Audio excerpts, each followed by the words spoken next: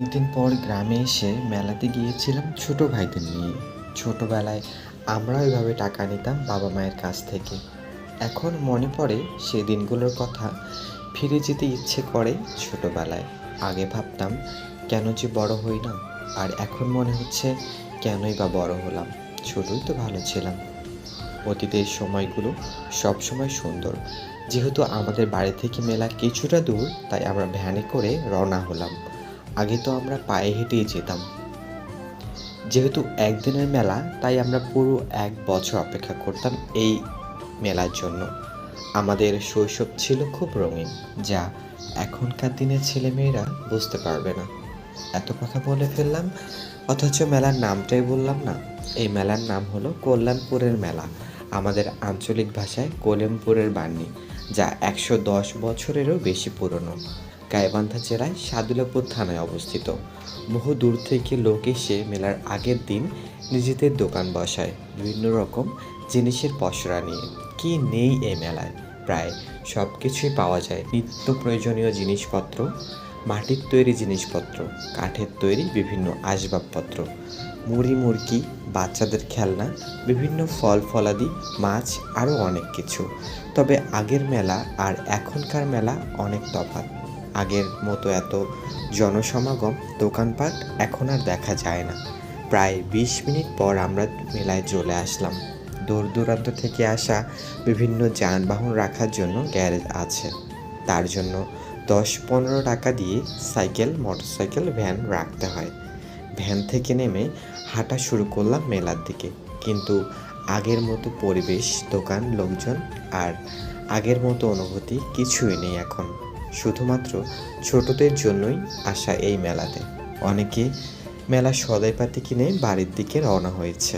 মেলা মানেই ধুলাবালি, তবুও সেসব পরোয়া না করেই সবাই মেলা উপভোগ করতে আসে।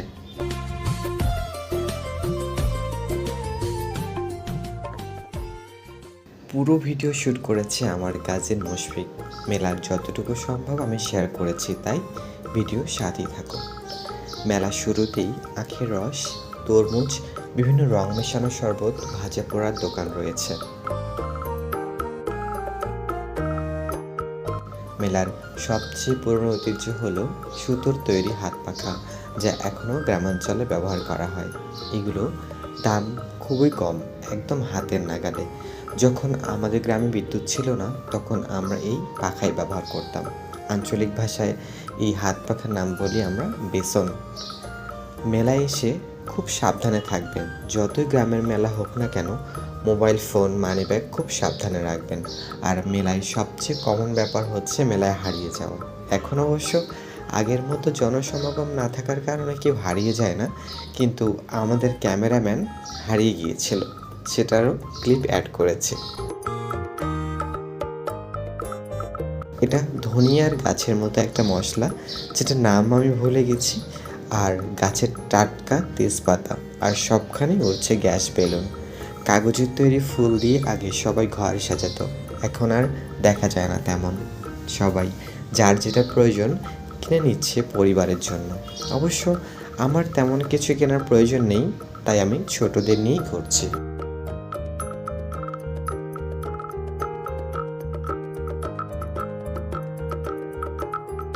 বাচ্চাদের বিভিন্ন রকম খেলনা, চুলওয়ালা ক্যাপ, বাহারি মিষ্টি পানের দোকান, বড়ই তেঁতুল সহ বিভিন্ন রকম আচারের দোকান। কুমোরপাড়া থেকে কুমোররা এনেছে মাটির তৈরি বিভিন্ন বাচ্চাদের খেলনা, হাঁড়ি পাতিল, পুতুল, হাতি ঘোড়া, মাটির ব্যাঙ সহ আরও অনেক কিছু। কাঠের তৈরি বিড়ি, ডাল ঘুটনি আর ছোট ঢেঁকি। কামারেরা লোহার তৈরি বটি, খুন্তি দা, হামানদিস্তা ইত্যাদি বিক্রি করছে। কুমোরেরা আরও এনেছে মাটির তৈরি জিনিস, আমাদের আঞ্চলিক ভাষায় যেগুলোকে বলে বাটনা, কাদা, জারি। পিঠা বানানোর মাটির কড়াই, ঢাকনা ইত্যাদি, যেগুলোর দাম খুবই কম। আমি 20 টাকা দিয়ে একটা বাটনা আর 20 টাকা দিয়ে একটি কাদা নিলাম বাড়ির জন্য। শহরের মানুষ এগুলো চিনবে না। মাটির জিনিসপত্র ব্যবহার করা শরীরের জন্য ভালো। শুধু কি এগুলো? আরও আছে কাঠের তৈরি আসবাবপত্র, বিভিন্ন দামের চৌকি, খাট, পড়ার টেবিল, সোফা, আলনা, ড্রেসিং টেবিল, দরজা, বেতের তৈরি এক ধরনের পাত্র যা আমরা টালা বলি। অন্যদিকে ঘোড়ায় চড়ে বাচ্চারা আনন্দ নিচ্ছে, সবাই জমা হচ্ছে সেখানে। আর মেলার সবচেয়ে পুরনো ঐতিহ্য হলো এই নাগরদোলা, যা কালের বিবর্তনে হারিয়ে যাচ্ছে। নাগরদোলা ছাড়া যেন মেলা অসম্পূর্ণ।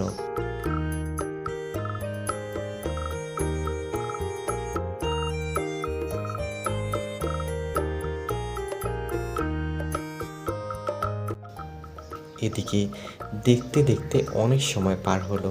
সবাই যার যার প্রয়োজনীয় জিনিস কিনে ঘরে ফিরছে। সবচেয়ে বেশি কেনা হয়েছে বিভিন্ন প্রজাতির নদীর মাছ। হঠাৎ আমাদের বাড়ির ছোট আর ভেজালি ইব্রাহিম বায়না ধরলো রং মাখা শরবত খাবে। কি আর করার, তাই খাওয়ালাম। বিভিন্ন রকম ভাজা পোড়া, চপ, পেঁয়াজি বড়া, সবাই ইচ্ছে মতো খাচ্ছে আর চিংড়ি মাছগুলো ঝলছে। আর এর মাঝে আমাদের ক্যামেরাম্যান হারিয়ে গেছে।